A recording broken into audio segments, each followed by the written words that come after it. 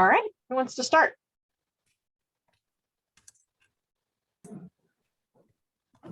Harry. Okay, I'll go ahead and start. So in this past month, I have a technical services person who just left. My adult services manager, her last day was Friday. Our business manager slash all things money related retired on January 31st.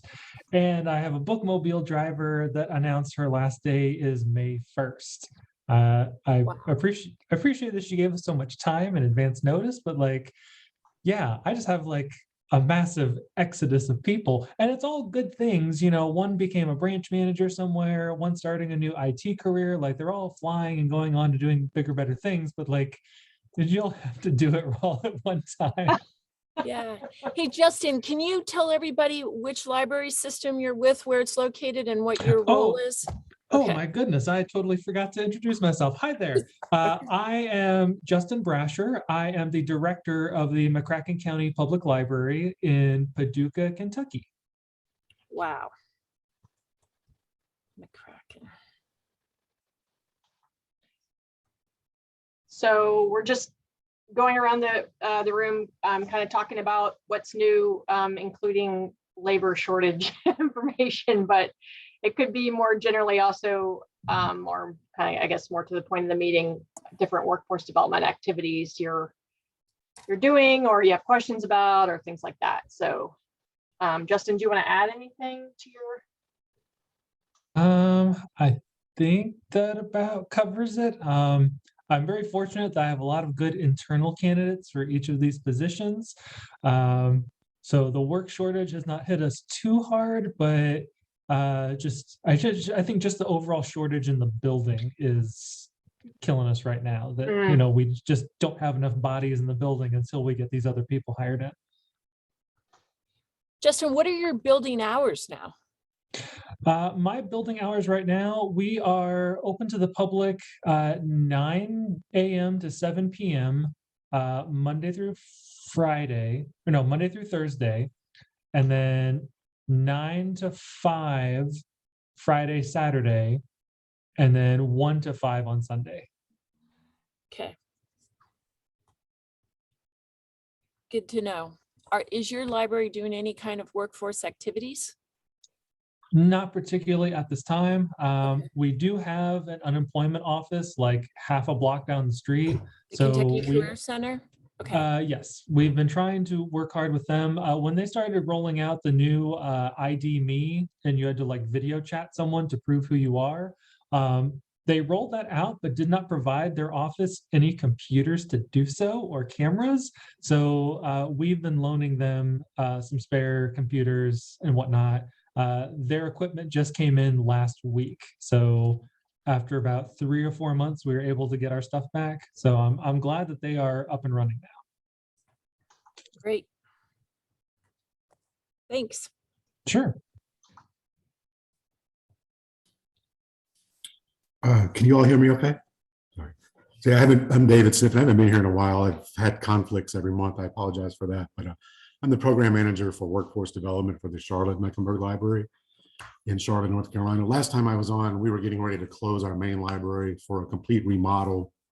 That happened at the end of October. We're hoping to be reopened in 2025 or so. So in the meantime, what used to be our job help center in the main library that I managed, all that staff has been redistributed to other locations. So they're doing some workforce, but they're also having to do whatever the responsibilities of their respective branches are now. So to that end, we're trying, right now we have 5 staff, including myself, facilitating career development training through the NC Works Training Center in Raleigh. So by May, that should give us about a dozen staff members that are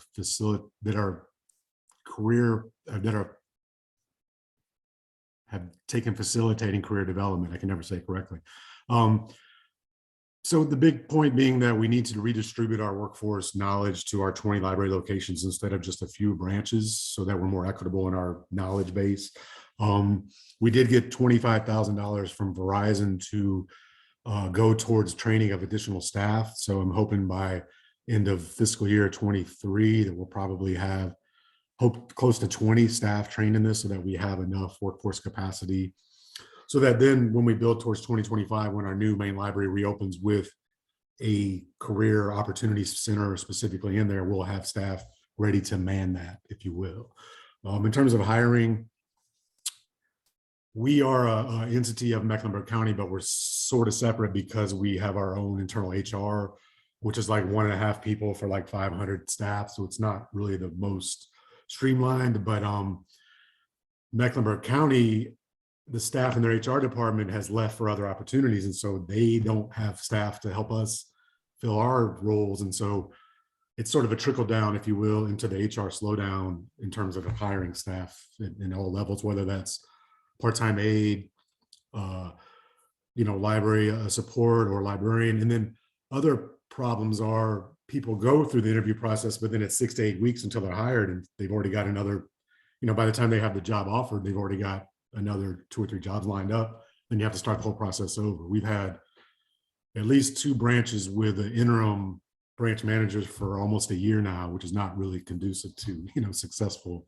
transition of leadership. And I'm not sure those interim managers even have interest in being the branch manager, but that process has just taken so long that it's, a temporary position is now almost a year. So that's kind of how things are going in Charlotte. Very interesting. Thanks.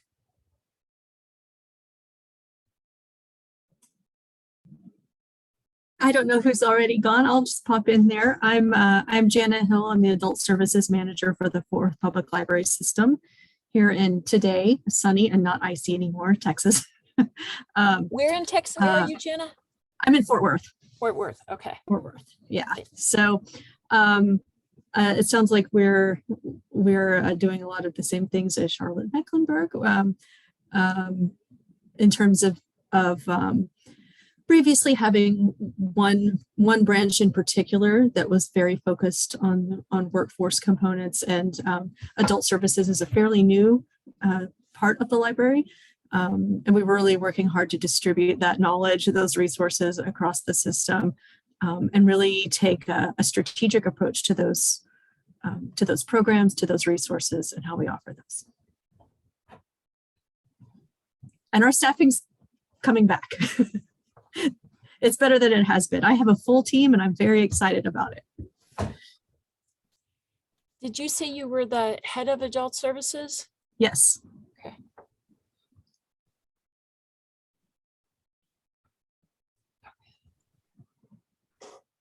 And sorry, I came in late as well. I'm assuming we're just doing introductions and kind of what we're doing. Is that right? Well, kind of. Emilia, Elizabeth and I and Carrie have been around a long time, and we didn't have, and Andrea, we didn't have a set speaker for this event. And we were talking about it and we thought this time we're still recording, but it's good to hear because of the job market that we're in now, how everything has changed dramatically in the last 2 years, to hear about what's happening both with you and with your library system and what workforce activities you might be doing or anything that's affecting you right now. Because we can all, since we're across the country, Elizabeth can entitle it a conversation with workforce development librarians nationwide to hear what we're all going through in this weird environment we're all working in. So you can do more than just introduce yourself. Okay, cool. Well, I'm Amelia Kim from the Montana State Library. I'm the lifelong learning librarian there. We haven't done so there's been some turnover with library staff themselves during the pandemic, both people moving out and then people moving in the state. So that's been interesting to see. I know that in Montana communities, there's been lots of people moving in the state. So that's kind of changing the feel of communities all around Montana. Remote work has become a big thing that people are doing more of now, and that our rural communities are in particular looking into to try and attract people to move to the area. So there's a variety of remote work, kind of upskilling in that area projects happening. And I've been a part of those conversations, and I'm trying to figure out how to best position libraries to be a part of that. The extension agencies are the ones who are leading it, as well as like Department of Labor. And I keep on being like, we're here, hello, hi. And they're like, oh yeah. But there's anything that's really like stuck super hard. Although I do know they have said that they appreciate our support and have like kind of on an individual basis reached out to different libraries and things like that. So that's sort of what we're working on. I think we've been doing more with sort of small business support and entrepreneurship. And so we've been working with Accelerate Montana at UM on that, and getting libraries involved with that kind of ecosystem. But yeah, I feel like economic development and workforce development is fairly new for me still. And I started it right before the pandemic. And so it was kind of a weird time to be working in that space. So I think I'm still in that stage of like, I guess I'll just stab in the dark until someone says they like something. And not quite sure what direction we're going in yet, but exciting work to be doing, and lots of ways that it connects to what libraries are already doing. So I will stop talking now. Do all your rural communities have internet access? No, so I guess that's like step one is get internet. And that's something that's happening on a much broader statewide conversation. I do think with ARPA money, Montana is very excited. I believe that they are putting together a broadband office. I think Montana is one of the few states that doesn't have one. So I think we're getting one. I don't know. It sounds like it's like 70% sure. So hopefully we'll get one. But yeah, that's That'll make a difference for the remote jobs. So yeah, great. Thanks for being here.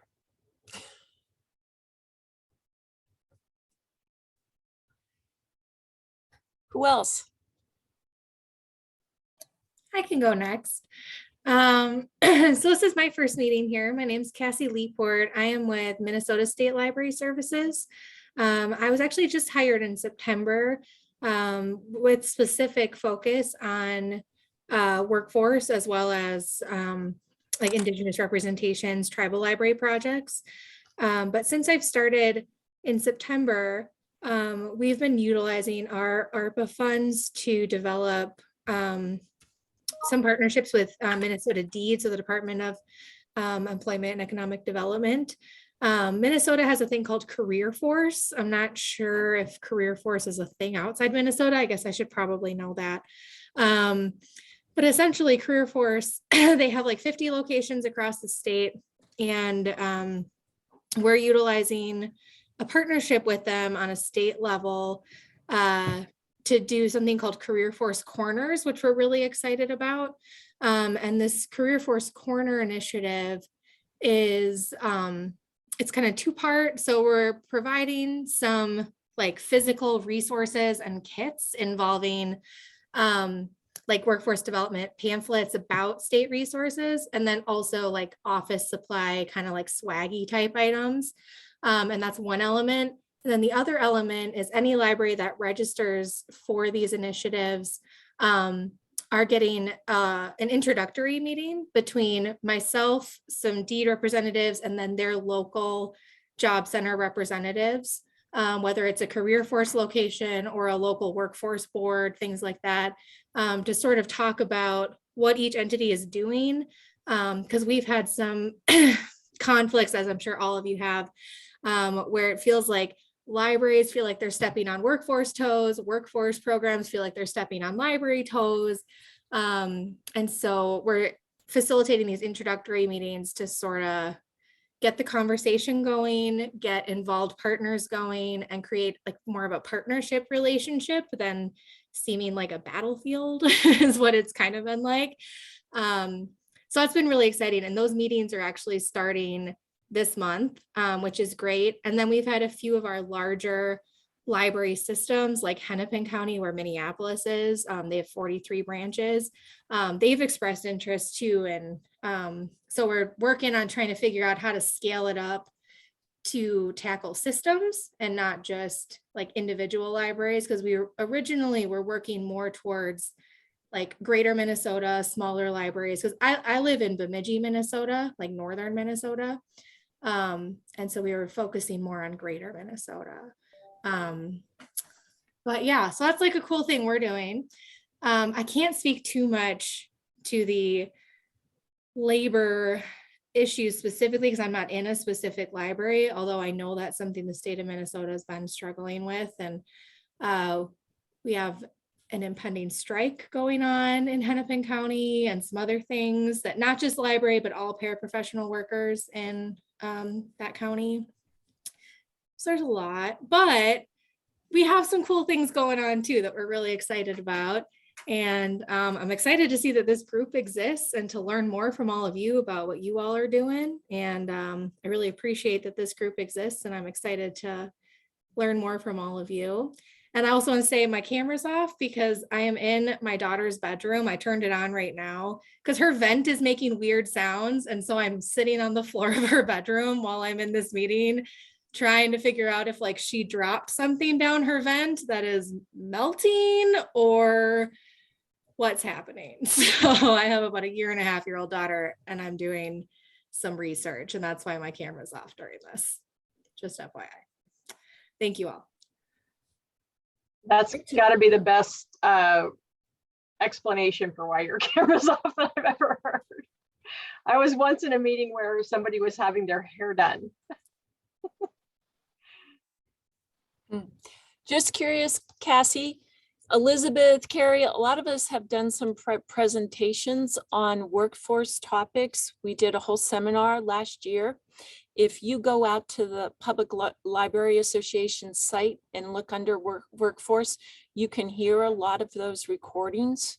And one of them specifically explains how the Workforce Innovation and Opportunity Act funding works from the federal government down through the states and supports everyone's American Job Center. So it sounds like your career force in Minnesota is your American Job Center, and it would probably open up your eyes a little bit to how all the politics works in your state. Yeah, thank you, Natalie. I appreciate that. I actually have watched those webinars actually when I first started. I forget who, somebody directed me to those, and I actually refer back to them every once in a while because I come from academic libraries and tribal libraries. And so learning about the legislation that goes into a lot of like the public library aspect is something I'm still pretty new with. And I definitely need to keep learning. So these are great resources that I've watched and I still refer back to. So I appreciate that they're there too. Great. And then our great beloved Hillary Ritt from Kentucky just put them all in the chat for you. So thank you. You're good. Thanks.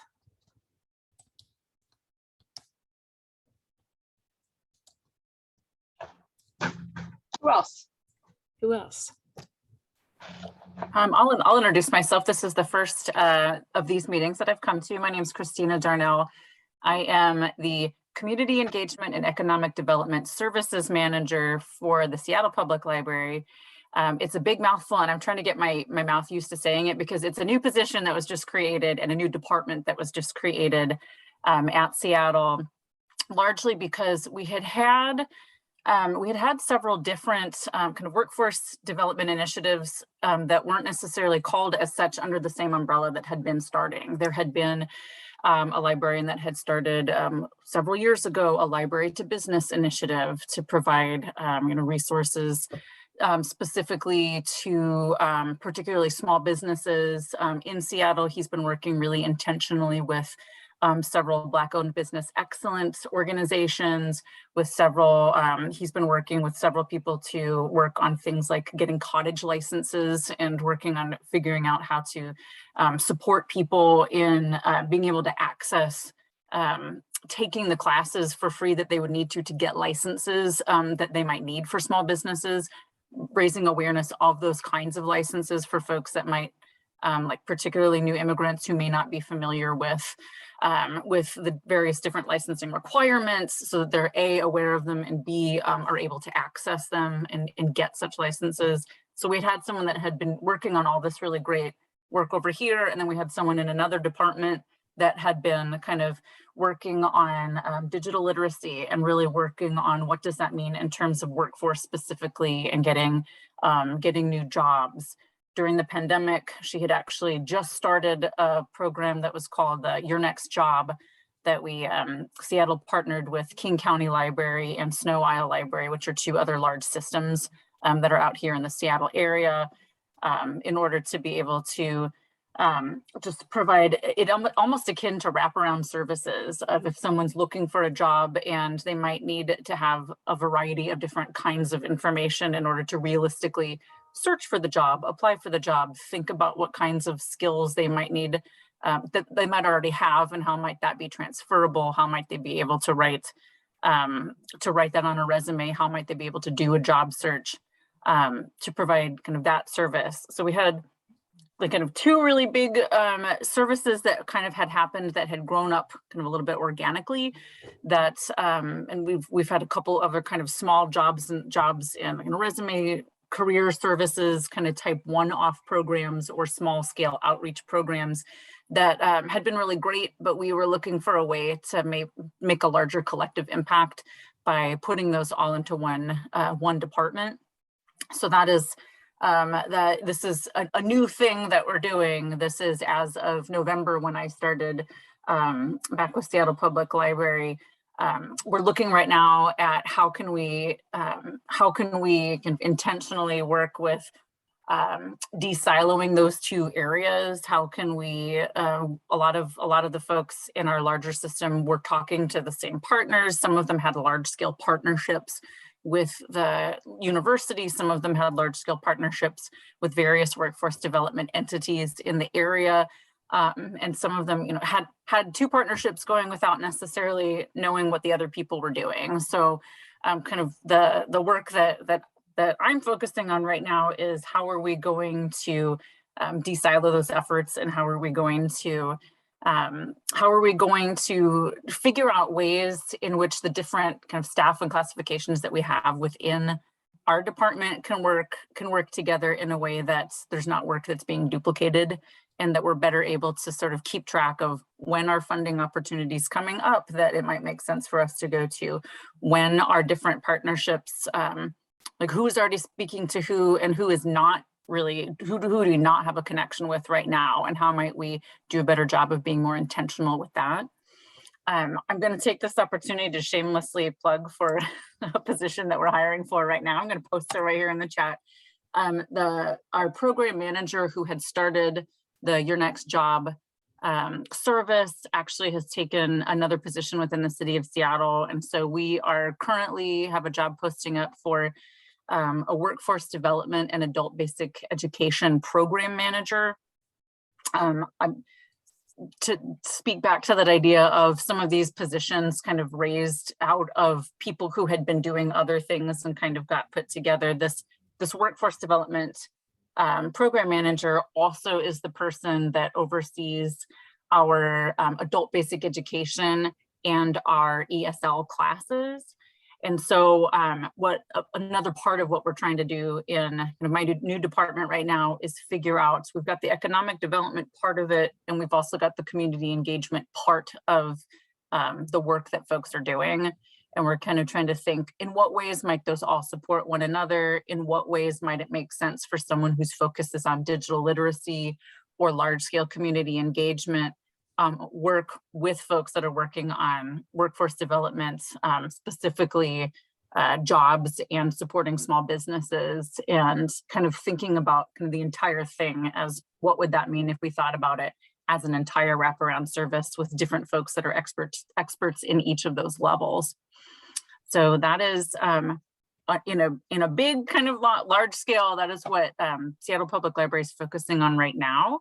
And I want to quickly say it's fun. It was fun to hear you talk, Cassie, because I used to work for Hennepin County Library. I used to live in Minnesota. And Justin, I have a friend that lives in Paducah and is a huge library user. So it was fun to see. Fun to see folks from some other libraries that that I recognize around the country as well. Thank you. Christina, two questions for you. Does the program manager position, is it required to be a librarian? And two, do you have a salary range for that role?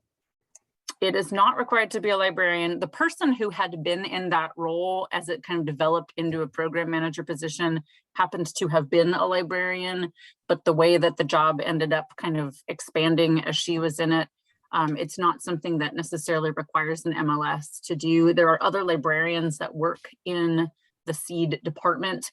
So the way that we're kind of thinking about structuring it is the program manager would be the person that would do some of these larger scale, setting the vision of what is workforce development going to look like, doing some of the larger scale partnerships and taking care of some of those pieces of it, and the parts that we would maybe need a librarian to do in terms of setting curriculum or actually implementing, doing instruction, doing kind of one-on-one appointments. There are librarians kind of that work at the system-wide level in the system that would be able to provide some of those pieces of it. The salary range, I believe, is on the posting. It is a non-represented position. It is full-time regular, and the salary range is $40.58 to $49.35 per hour. $40.58 to what? Gosh, what did I just say? Okay, $40.58 to $49.35 hourly. I'll just post that in the window here real quick. Salaries out there are amazing. One of the HR directors at Amazon is a friend of mine, and when he was here for a visit, he told us that Amazon in Seattle has 30,000 openings, all for jobs $100,000 plus. So it's tough to. The salary is amazing, but also I will give this caveat. When I worked for Hennepin County Library in Minnesota, my salary was, I do not currently make twice as much money as I made in Minnesota. However, my house cost more than 2 times as much to purchase here. So I will give that caveat to the salaries that we've got out here. Gotcha. Thanks. Wow. I'll just say that I live in Tacoma, which is about half an hour with no traffic south of Seattle, and home prices are quite a bit cheaper here. Christina, is that position going to be all or partially remote? It will be partially telework. It will likely be 3 days expected to be on site, 2 days expected with the option of teleworking if that's useful, which probably it would be.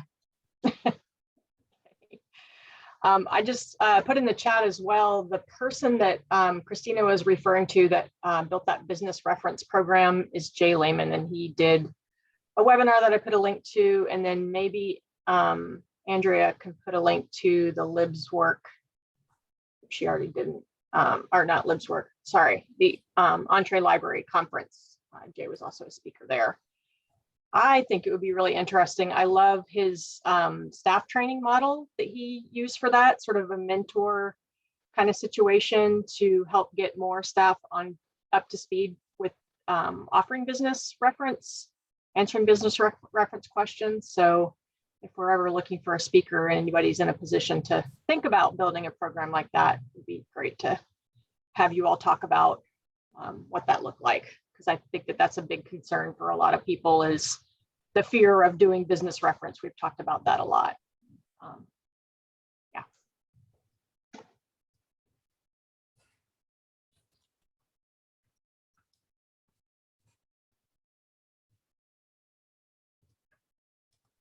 Maria, how about you? Thanks, Natalie. I was just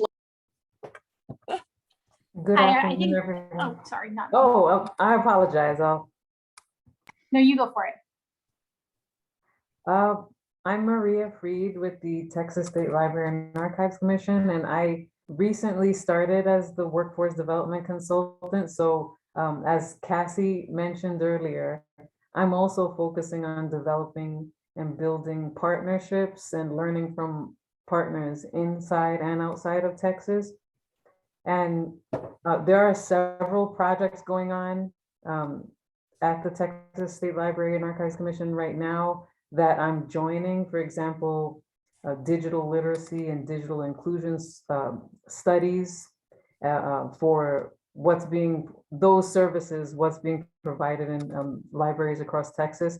And soon I'll start workforce development projects as well. But right now I'm a sponge and I'm trying to learn from everyone. So this week I'll be meeting with Andrea and Elizabeth, and I would love to meet with anyone else on the call today so that I can learn from you as well. And that's pretty much just a quick snapshot of what's going on my end. And if anybody has any questions, I'll be glad to answer them.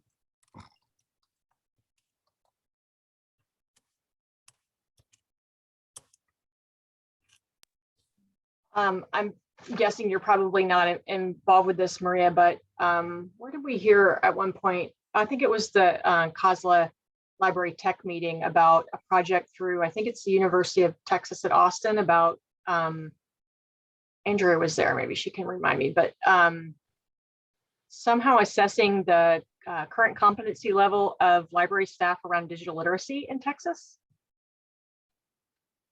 For those of you who know me, you know I'm all about like trying to figure out where we are with digital literacy, not just with library staff, but also we're looking at possibly asking for funding for a survey in Washington to see kind of where we are.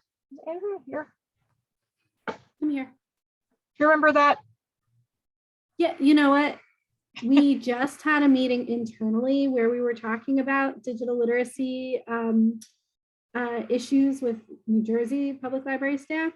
And I remembered we'd had a conversation about it. And so you're jogging that. So I'm like, oh, I have to go back. I need to track it down. Yeah. I mean, again, I've talked about this before, but we were sort of looking into, so Pew Research did a study, and I'll have to go back and look at my notes, but it was about digital literacy, but it more in the context of readiness to learn online.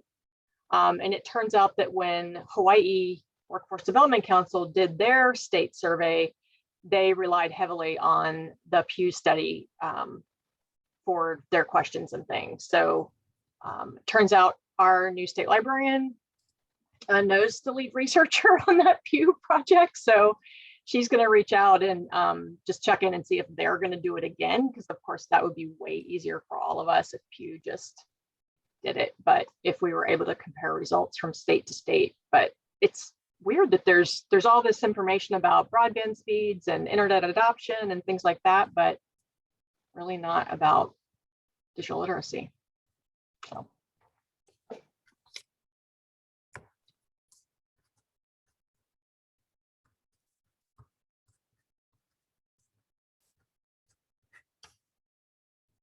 And kind of to take that digital literacy thread, I'm Andrea Lewandowski. I am the library consultant for small business development and technology at the New Jersey State Library. And digital literacy has really become our focus here. We have a relatively new state librarian, although she's been here for a year, so I don't know how long we can continue to say she's the new state librarian. But she actually came from Minnesota State Library. So it's interesting how we're all tied together. And she brought with her this focus on digital literacy, which plays into some of the strengths that we already have in the state, but then also with where it seems like a lot of attention is going in the wake of COVID-19. So we have a project called NJSL Plus Partners, Literacy Project, and it has two parts. One is a hub and spoke model of delivering digital literacy services through libraries. I'm not yet able to do a quick elevator pitch for it. So it involves the spokes providing more one-on-one assistance with the hubs providing a certification in IC3, which Elizabeth, you probably know what IC3 stands for, but it is a certification that shows internet and digital literacy competence. So we, as part of that project, we have, there we go, Internet Core Computing Certification. The libraries involved in that aspect have licenses for North Star, for Certiport. They're giving Sparks assessment, which I think is to get a baseline level for moving on to IC3 to see where people stand. Aztec for basic education or basic adult basic education and training. So we have this hub and spoke to try to see how scalable Plainfield Public Library's model is, which is where this kind of all generated from, how we can scale that for the rest of the state. And then the other part of NGSL Plus Partners is funding for access navigators who are traveling around to a different set of libraries and offering one-on-one assistance, not unique to digital literacy or not specific to digital literacy, but will probably also encompass that. So like I said, I haven't gotten my pitch down and this thing has been going on for a little while now. So I'll put a link with a little bit of information on our website, although that also needs to get updated. But one thing that was, maybe we can discuss at a separate meeting in the future that I was just reading about today. I don't know if anyone else is on the NDIA listserv, but there were some emails going back and forth about digital literacy on mobile devices versus computers, especially around the internet, the funding through EBB that's now ACP, and how that's being used to fund people's wireless connectivity versus like a computer wireless at home. So I thought that that might be something for those of us who are looking at digital literacy, something that we might want to talk about in the future, because whether we're talking about people using mobile devices versus like a computer might affect how we're delivering digital literacy services. And I hadn't thought of that before. So I brought that, I was thinking about that all day and looking forward to the meeting just to say that and see if anybody else had seen those emails going back and forth. Now that I have spewed nonsense for the past 5 minutes, I will pass on to somebody else.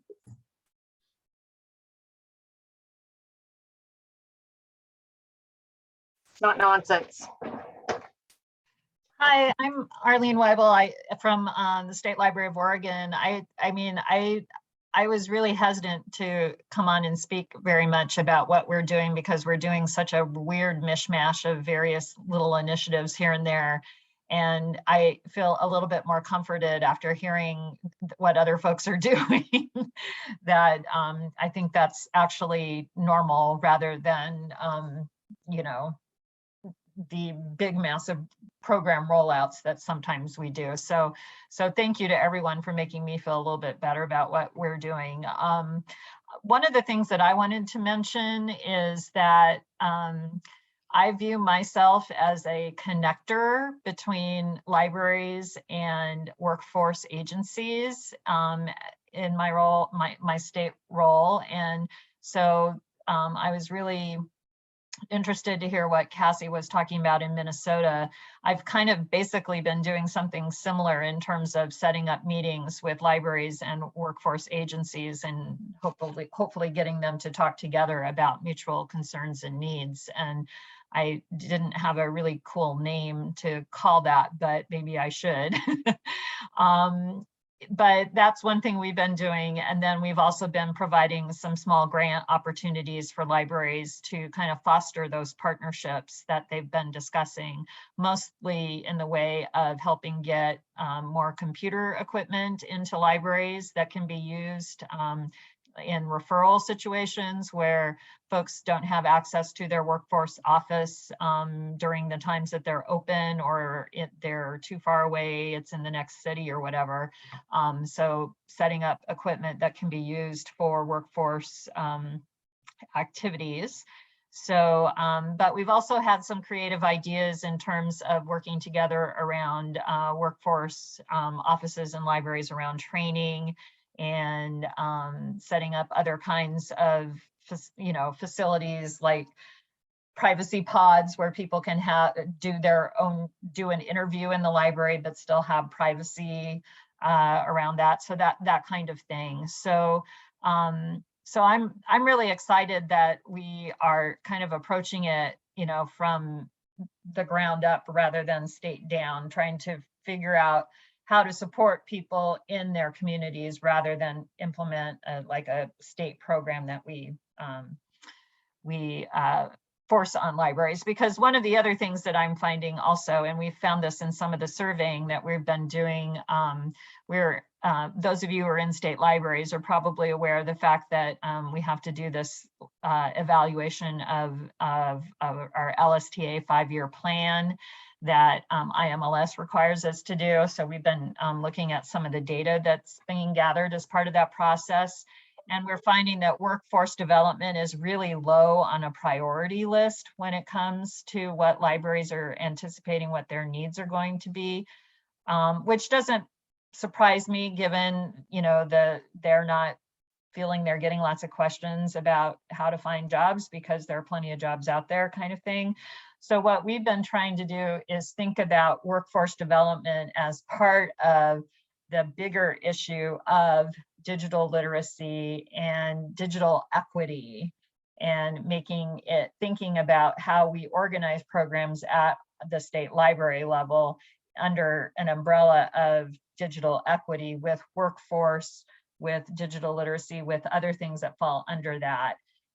So we kind of get away from a little bit of what some other folks were talking about in terms of like silos. We're working on one thing and we're working on another thing. And we really want to try to think about, all of these little threads of support that libraries needs under this umbrella of digital equity. And I'm not sure what that's going to look like. We're still kind of just throwing it around, but it's something that we've been talking about in terms of how a state library can support the state library in our state can help support our libraries. So, and I also wanted to mention that that both the PLA, Public Library Association Conference, and the NDIA Net Inclusion Conference are both going to be in Portland, Oregon, and I'm going to be at both. So I hope to see some folks there. So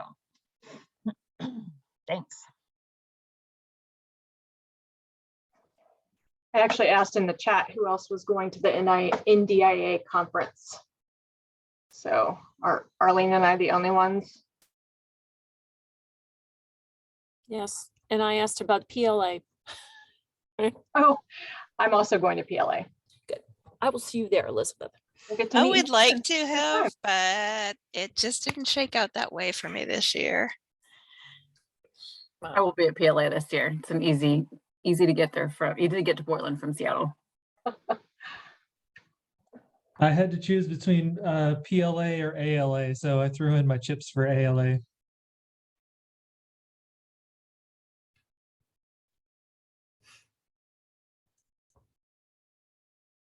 Anybody else doing the same? Headed to DC for?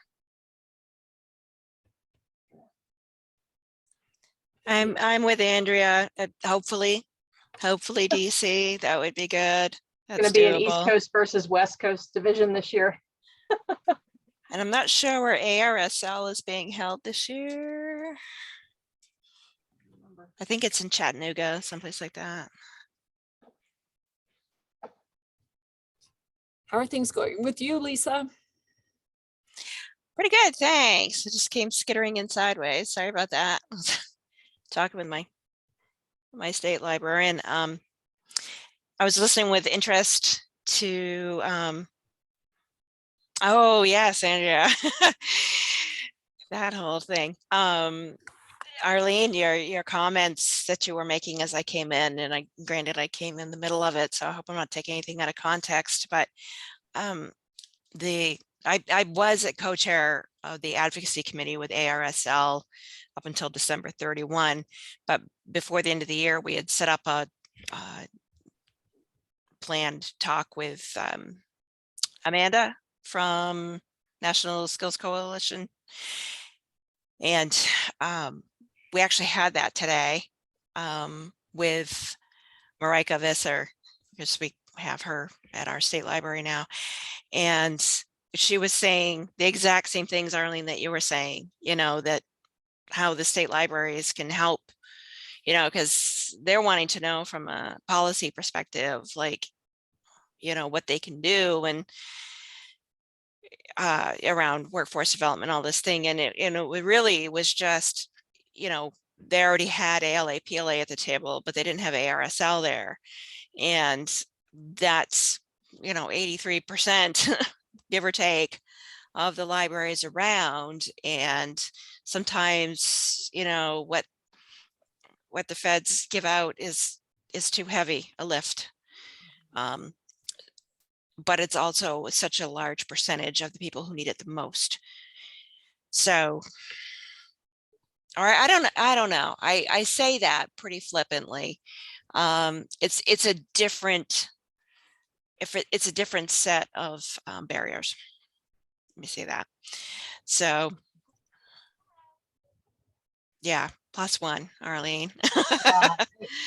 I really feel it in the way when there's such a huge difference in the way that we talk to folks in the more urban library settings, like some of the folks that have talked about what's going on in your library systems versus, our 1 to 2 person rural libraries who are, trying to keep their doors open. And when I tried to talk to them about workforce, they're just like, they shut down because they just can't think about one more thing. However, when we start talking to them about, hey, have you looked at this other entity, the workforce office in your area, and talk to each other and how you can help each other, that seems to have gotten a little bit more traction. So the degree to which, the degree to which we can, and it's hard for them to even do that outreach. So if I can just help them, find the person to talk to, or just, host a meeting for them to talk to, I think that has made a really big difference. So, and that's just one-on-one personal connection type work, that really hard outreach work that just takes a lot of time. So. Yeah, a lot of rural. Oh, sorry, Lisa. No, please, Natalie, go ahead. No, that's okay. In listening to Cassie, what she was talking about is the trouble she ran into duplicating services as some of the community partners. We have run into that over the years. Like, we have tried to do tons of digital literacy classes, but we compete with a lot of our community partners here in doing that, which is why we started to do a lot more catering to professionals in career transition, but more. And also we found our social services agencies who had our workforce investment board contracts, they really wanted to own all of that and really were all about driving gate count into their doors. Recently, though, the tide seems to have turned, and they're willing to allow their business services reps, and particularly their talent development specialists, to meet people where they are. So we're going to start a new program where we have someone from our American Job Center that here in Kentucky, we call the Kentucky Career Center, that is going to come on site at our library, because we're an access point for their services, 1 day a week, and be available to work with job seekers here. And we're going to promote that as a partnership.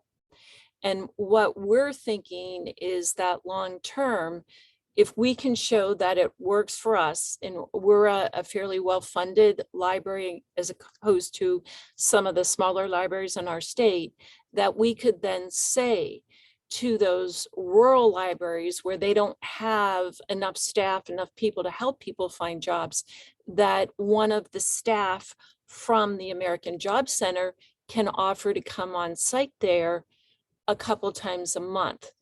Justin, I'm sure you could make that happen for you at your library, because you have an American Job, one of our Kentucky Career Centers right where you are. And if they're willing to do that, then it doesn't cost us as public libraries anything. It comes out of their budget. They're providing the services, but it's a nice partnership where they're making use of the library's resources, their computers, those kinds of things, their hours, their trusted front door, their central gathering content. So that might happen for you guys as well, hopefully. Yeah, we So- saw a 60% reduction in the physical footprint of our career centers around the state of Maine, brick and mortar wise, and yet the statewide plan mandate was still there to do outreach to the rural areas. So if you've got some more urbanized areas that, you know, do have a career center and adult ed and, you know, with your library, then yes, there's more competition and you have to, you know, kind of come at it a different way. But a lot of our rural areas are all the things, you know, and that is what makes them such an ideal partner. We do have that connectivity, we do have the equipment, we do have the welcoming space, so that, you know, they can reach those rural areas without having to have their own brick and mortar presence there. And it really is a, you know, my chocolate, your peanut butter kind of a combination. Good, great, thanks. Who else? Well, I'll pipe up this here after Natalie and Go ahead, Lisa Natalie. talked about the. First of all, I'm still relatively new in this position. I started last February, and I'm learning from this group and from the librarians in the state. We had Lexington Public Library just hired a workforce development manager. She must have had to leave, but Lori was here, and so I'm very much learning from this group again and other folks. Natalie was talking about the partnerships with the Kentucky Career Centers and staff coming, and we worked last year to coordinate different meetings between library staff in our 10 region workforce boards, and to have libraries talk with those workforce staff, both the Kentucky Career Center staff and the workforce board staff, to learn about what services both groups were offering, and so that there would be learning experiences. And groups found out that while the Kentucky Career Center was going to, for example, Oldham County Public Library, which is a county near Louisville, they were going there, like Natalie said, a couple of times a week just to help folks be available. And the library would publicize that staff member would be there at that time. So if people would already know that was an existing, they can make that appointment.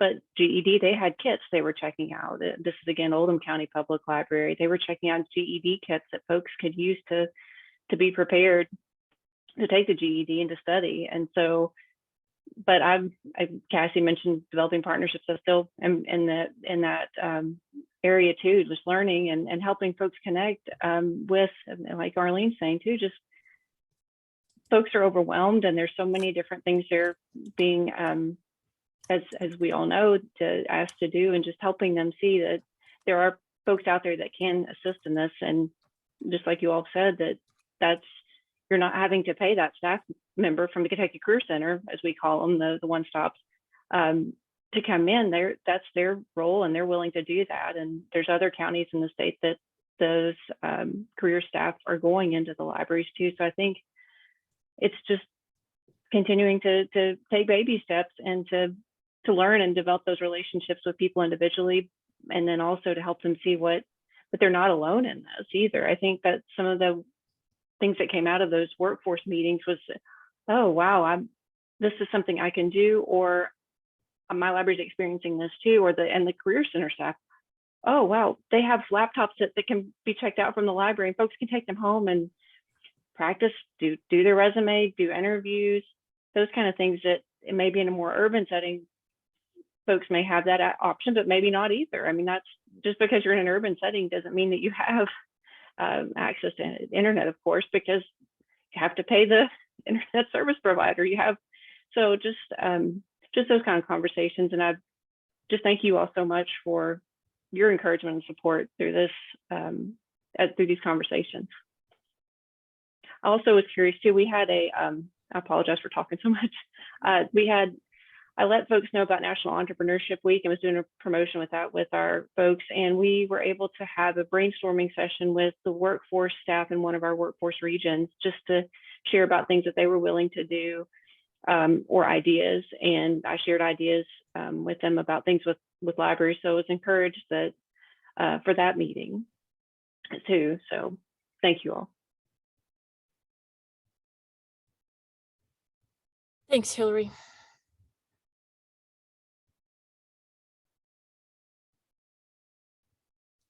Did we miss anybody? Carrie or anybody? No. I can tell you one thing I'm trying really hard to push for. I'm in Northern Kentucky at Kenton County Public Library, and I'm the manager of Career and Job Services and Workforce Development. One of the things that we're working hard towards eventually, and we know it's an advocacy process, is we would like to have all of our job search skills classes approved so that anyone that is currently collecting unemployment insurance can use taking one of our classes to satisfy the work search requirement for the state's unemployment insurance office. So I would really like to see that happen because it would encourage the American Job Centers in every state, if public libraries were allowed that, to drive people to all of our programs and classes, and so that people see libraries as a way to help them with their job searches. So that's important to me and something that we're working on right now. Because we're in kind of an odd situation, is that my library is located in Northern Kentucky, which sometimes it's like a separate part of the state, as Hillary and Justin will attest to. And we're kind of in an environment where we're in this tri-state area along the Ohio River. So if you fly into Cincinnati, Ohio, you're actually flying into Kentucky because that's where the airport is located. So we're right on the border of Cincinnati, Ohio, Lawrenceburg, Indiana, and then we have all these towns that make up Northern Kentucky. So we're kind of in a unique space. And we recognized a long time ago that we had so many services for people with barriers to entry to the workforce that we started to cater to professionals in career transition. Lots of those people who said, oh, I don't need to go to the library. I can download all my ebooks and music and things like that. I don't need to go. So we thought, how do we get them to come back in? So we started, we created a job search support group that we referred to as the Northern Kentucky Accountability Group, that caters to professionals in career transition or anyone that wants to change careers. And that group now meets every Wednesday morning, and we do it both in person, and we allow everyone that comes in person to sit at their own table in like groups of 4. But we now do it also as a hybrid. We were able to have cameras installed, and we do it in a hybrid situation too, which has become very interesting. So because the cost of living is so much lower here than it is, say, in California, New Jersey, New York, places like that, we now have a lot of people participating from other states to get engaged in all the resources that are here locally if they're looking to find jobs, which has been very interesting. We've also, we've developed a whole series of classes and programs that cater to that group that people are taking. So we have pivoted through COVID of all of our programs from being what we call Job Search Central to Career and Job Services. So we're encouraging people, it doesn't matter who you are, what level you are, anyone can take them, that if you're not only unemployed, but say you're unhappy with your current job, or you're in that situation where you just want to get your resume updated, or you have an opportunity to interview for a new job within your company, you can come and participate in all our programs and take all of our classes. So we're doing that. So it has been challenging, is that we used to do most of our programming during the day to cater to people who were unemployed. And we're now offering a lot more classes in the evenings and on Saturdays to cater more to people who are working that one can come.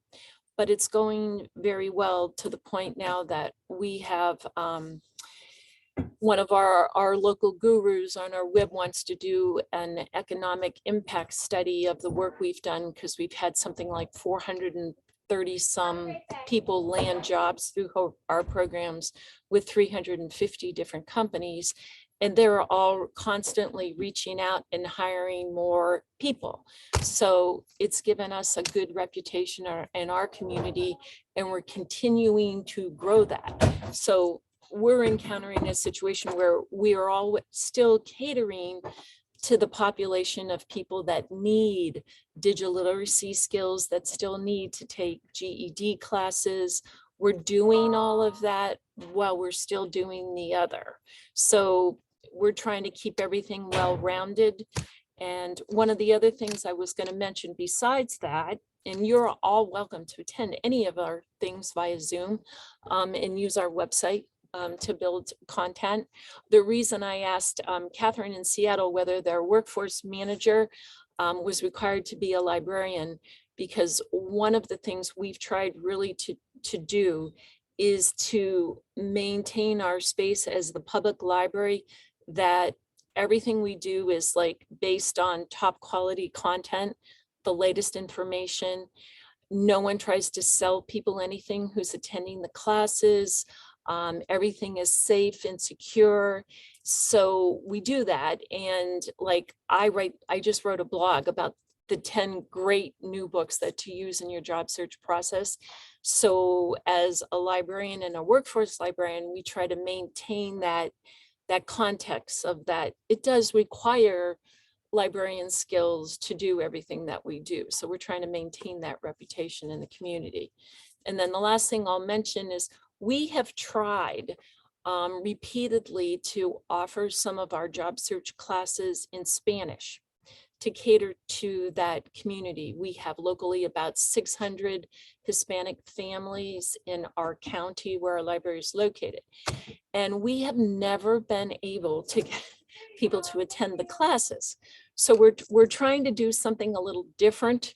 We have done big job fairs here, but now we're doing Hispanic hiring events at just one of our branches, where we're working with what we refer to as the Esperanza Center, who has somewhat of a trusted relationship with more of our Hispanic community. And we've worked with volunteers who all are bilingual to only have 2 or 3 employers on site at one of our libraries, and then have the Esperanza Center work with the individuals to come into the building and work with an interpreter to get jobs, to work with the employers, and to learn about all the library resources kind of together. So we're kind of hand holding that group of people. We're doing the same thing with all our Afghan refugees as well. So we're excited about that happening. So those are the new things going on in Kenton County for now. So is there anybody else that didn't? Elizabeth, you haven't filled us in on what you're doing. I'm filling in the chat. The big thing is the possibility of that digital literacy survey, which we're part of a tag on to a digital equity bill, specifically in Washington. And I think thinking about applying for that Literacy Minnesota Literacy Leaders grant. This round, we decided not to apply in the first round. Really, I'm still fully consumed by North Star.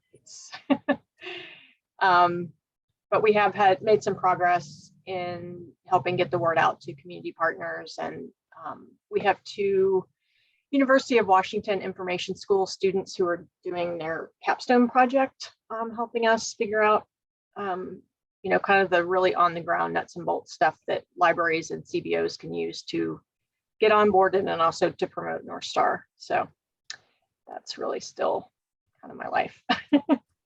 And trying to get my mom out of the hospital. I can get her through it at the moment. Awesome. I was just curious, Elizabeth and I did a presentation last December with LinkedIn Learning about all the certifications that they were offering for free and all those kinds of things. And we looked at LinkedIn Learning for a while for our system, but we ended up keeping Gale courses. I was curious if how many other public libraries statewide, because that's something that has to be done statewide, have gone to LinkedIn Learning. Anybody on the call? We talked about it quite a lot because when they were Linda, we did have some individual larger libraries that were doing that. One of the biggest hurdles we ran into was the easy proxy versus SIP2 deployment. And that was an absolute barrier to us being able to deploy that statewide. I'm sure we'll revisit that conversation as part of Bendable, Maine, but. Can I ask a question real quick? Is anybody else signed up for the National Skills Coalition Skills Summit? It's coming up next week. It's virtual, it's free. But what I like about it, and this is how daft I am, this is how my 2022 is getting off to a rip-roaring start. Despite all my precautions and shots and everything, I did contract COVID, yay, a while back. Not too bad, but you know, that's 2022 already. So I had gone through and registered for this, but there's an option of the different things that you want to attend. And one of them is if you want to be part of a meeting with your legislators' offices, your federal legislators. And so I obviously had checked yes, because I got an invitation to, you know, join a meeting with one of our congressional offices. And then I'm like, how did I get invited to that meeting? And then I went to register for this again today. I'm like, this looks familiar. Oh, that's how that happened. Okay, I'm going to put that link in the chat. If anybody's interested, because it really is yes, thank you. It really is a fantastic opportunity to get with National Skills Coalition and your congressional offices and be like, this is what we need. This is what's going on.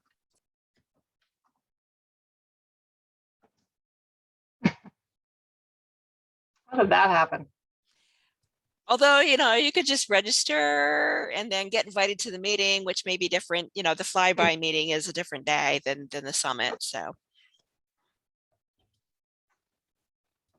Yep. What are we missing?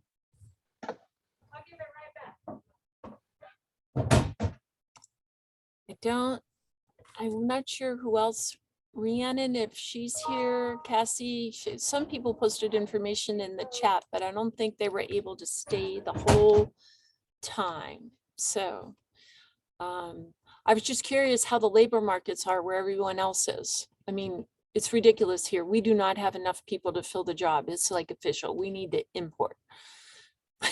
Yeah, the last New Jersey State Workforce Board meeting, they like the entire discussion, like almost 2 hours, was about the Great Resignation and getting information about the chat was just as interesting as the conversation, to be honest, but everyone, you know, digging a little bit more deeply into the numbers, what it looks like in New Jersey, how it's a reshuffling, why things aren't being refilled, what categories of workers are most affected. So, I mean, there weren't really any answers, but I thought that just discussing it was really interesting. And yeah, and it's, you know, this is being recorded, but, you know, it makes you wonder, like, too, what else is out there if everybody else is getting reshuffled. So, you know, I think it's a weird place to be in. Just, you know, businesses probably have workers who are thinking about that. So how to retain them in addition to trying to recruit for open positions and stuff. So yeah, our largest public library in Maine, Portland Public, had to reduce their hours to 16 post all the closures and everything because they didn't have enough bodies. And it's interesting because if you go into a place And you can like, I'll give you the Walgreens example down the street here. You know, you go in and they're clearly backed up. They're backed up 500-600 prescriptions, you know, so they're filling them as you stand there in line and get angrier. And then there's like all these totes of things that are waiting to be unpacked. And what people keep saying is, well, nobody wants to work. And that's not the case. I mean, you can go get a warehouse position now for $22 an hour around here, plus a starting bonus. But we have, one of my colleagues has a daughter who's studying, you know, going into college, studying medicine, and the pharmacist down here, and she lives 3 houses up from the pharmacy. He wants to hire her. He's like, she can start today, but she has to go through the official Walgreens application process, which has been taking weeks because it keeps getting bunged up in their system on the other end. And the guy's like, I'm so sorry. I mean, that we have to go through this. She keeps like, she's sending all their stuff. And then it's like, well, no, actually we need this and all this sort of a thing. And like, job, person willing to work right here. But this is all in the way, and it's all the back end application stuff. And I don't think people realize what an absolute barrier that is for getting people into some of these jobs. It's insane. That's one of the things I think it's important to communicate to employers. We had that situation happening at our urban branch, and we work really closely with the Amazon people here. We let them know that. And they ended up opening an office close to us and changing how they did things, and were willing to come in and actually help people with their applications and get people going. So they streamlined. So I think it's really important to let employers know that. So I also put this in the chat. If you have not read the demographic drought report, there's also, it's by Burning Glass. It's an excellent, and there's also a video presentation of it. It's amazing because there's, you hear so many things. It's not just that people were getting paid unemployment, getting paid to stay home. There's a whole host of reasons that we're facing this acute labor shortage we're in right now. And it's very interesting reading to see all the things that have changed and how it's going to impact us for the future. So we're using this to drive a lot of the work that we're doing. So it can help. I highly recommend it if you have time to read it.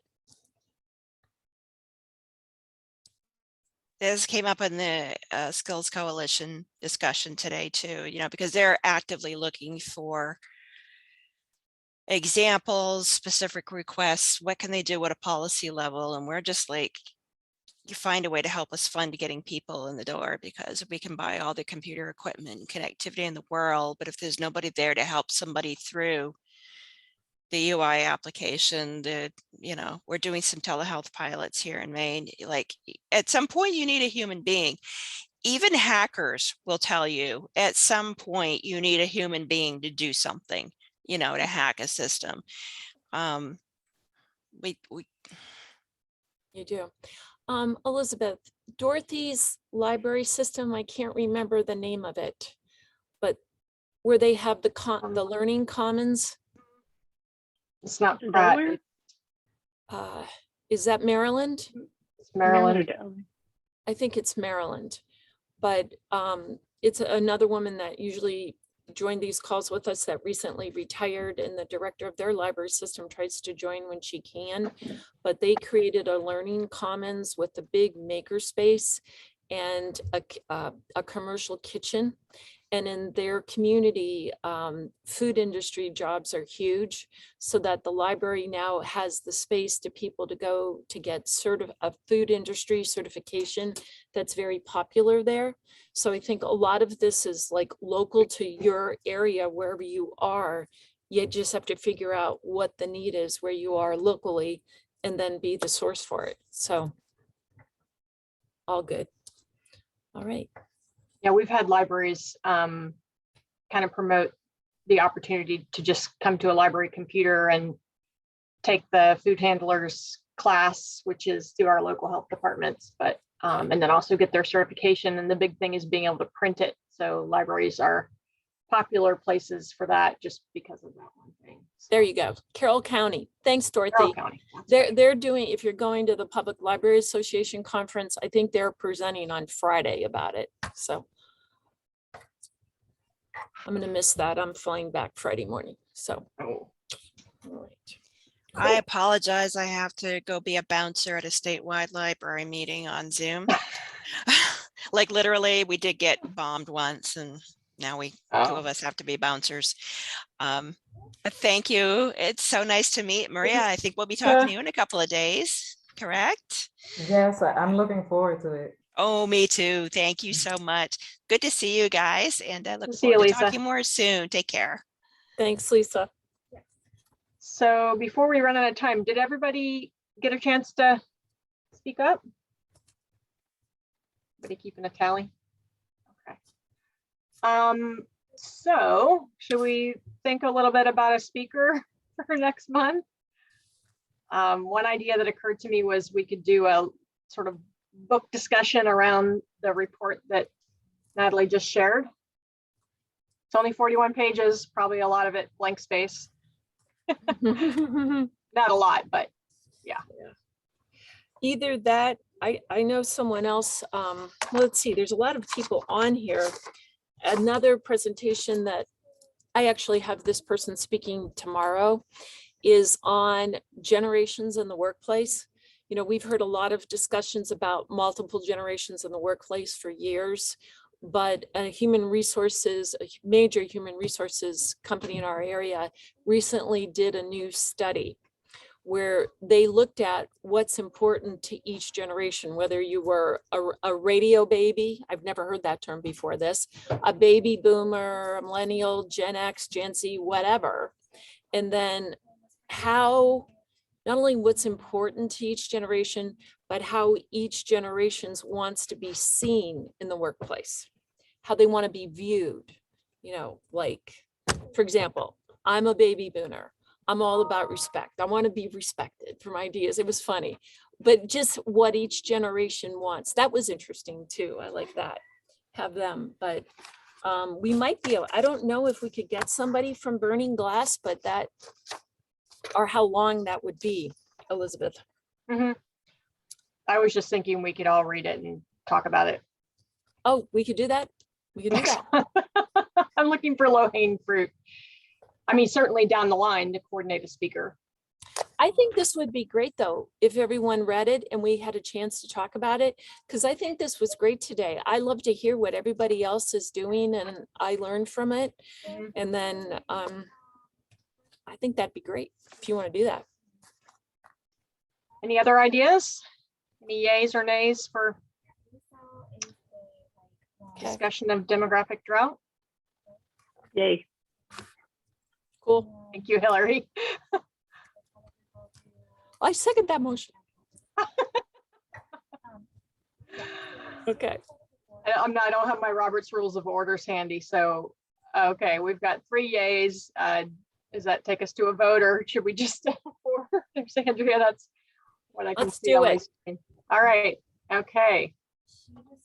Natalie, would you be open to facilitating that discussion? Sure. Okay. What's the date though? Let's make sure, because I have. Let's forget it.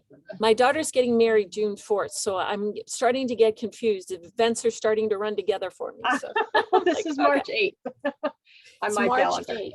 Yeah. Let's see. Yes, March 8th at 2 p.m. I can do that. Okay.